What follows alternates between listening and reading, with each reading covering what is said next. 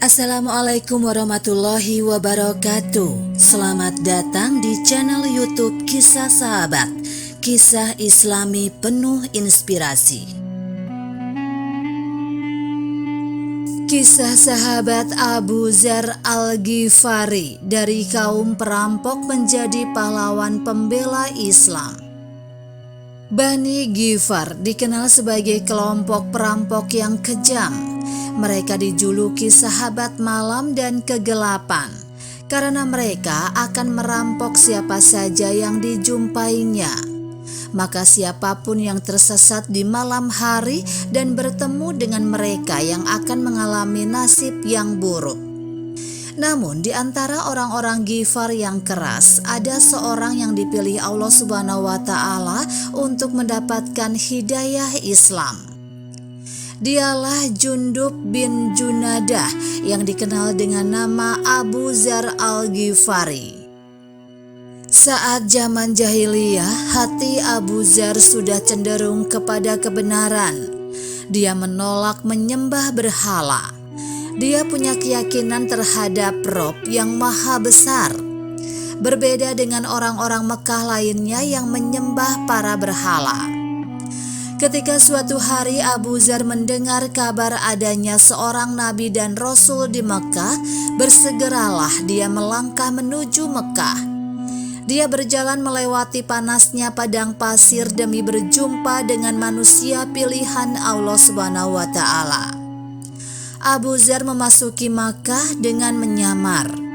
Dia mengamati setiap pembicaraan orang-orang Mekah tentang Nabi Muhammad SAW. Hingga akhirnya dia mendapati petunjuk keberadaan Nabi SAW. Bergegas Abu Dzar pergi menuju tempat tinggal Rasulullah SAW. Dijumpainya Nabi sedang duduk sendiri. Abu Dzar menyapa, "Selamat pagi, wahai kawan sebangsa." "Keselamatan untukmu, wahai sahabat," jawab Rasulullah SAW. "Bacakanlah kepadaku syair-syairmu," kata Abu Dzar. "Itu bukan syair, melainkan Al-Quran yang mulia," jawab Rasulullah SAW. "Bacakanlah kalau begitu," kata Abu Dzar. Rasulullah SAW pun membacakan ayat-ayat Al-Quran. Abu Dzar mendengarkannya dengan seksama. Dalam hati dia takjub dan kagum mendengar ayat-ayat Allah Subhanahu wa Ta'ala yang keluar dari lisan Rasulullah SAW. Hingga tak lama kemudian Abu Dzar pun mengikrarkan kalimat syahadat. "Asyhadu an la ilaha illallah wa asyhadu anna Muhammadar Rasulullah," ucap Abu Dzar tegas dan mantap. Rasulullah pun tersenyum. Beliau takjub. Hari ini ada seorang dari Bani Ghifar yang terkenal jahat dan kejam telah menjadi seorang muslim. Lalu beliau bersabda, "Sesungguhnya Allah Subhanahu wa Ta'ala memberikan petunjuk kepada siapa yang dikehendakinya." Rasulullah SAW mengingatkan agar Abu Dzar tidak menampakkan keislamannya.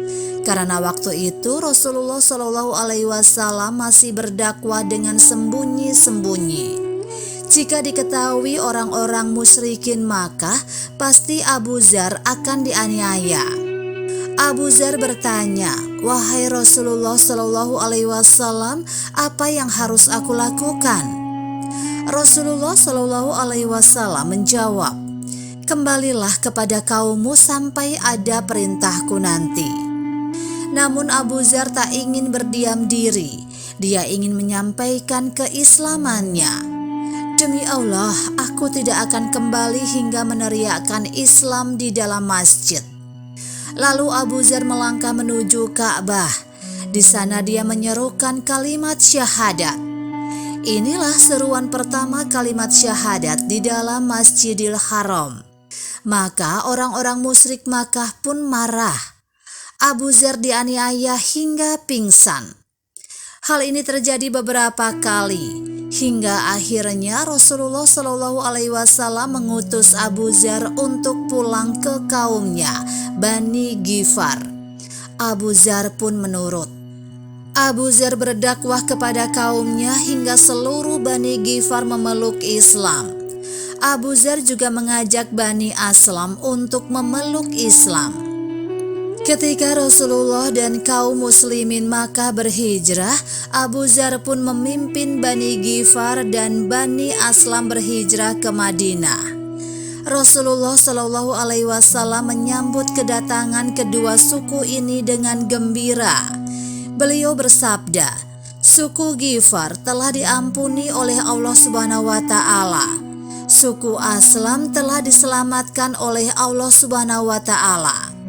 Abu Dzar Al-Ghifari semasa jahiliyah bergabung dengan kawanan perampok.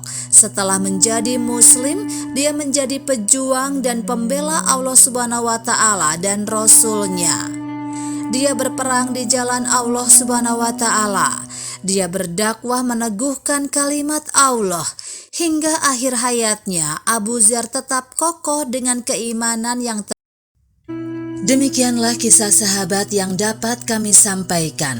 Semoga bermanfaat dan dapat menginspirasi kita semua. Sampai jumpa di kisah selanjutnya. Terima kasih. Wassalamualaikum warahmatullahi wabarakatuh.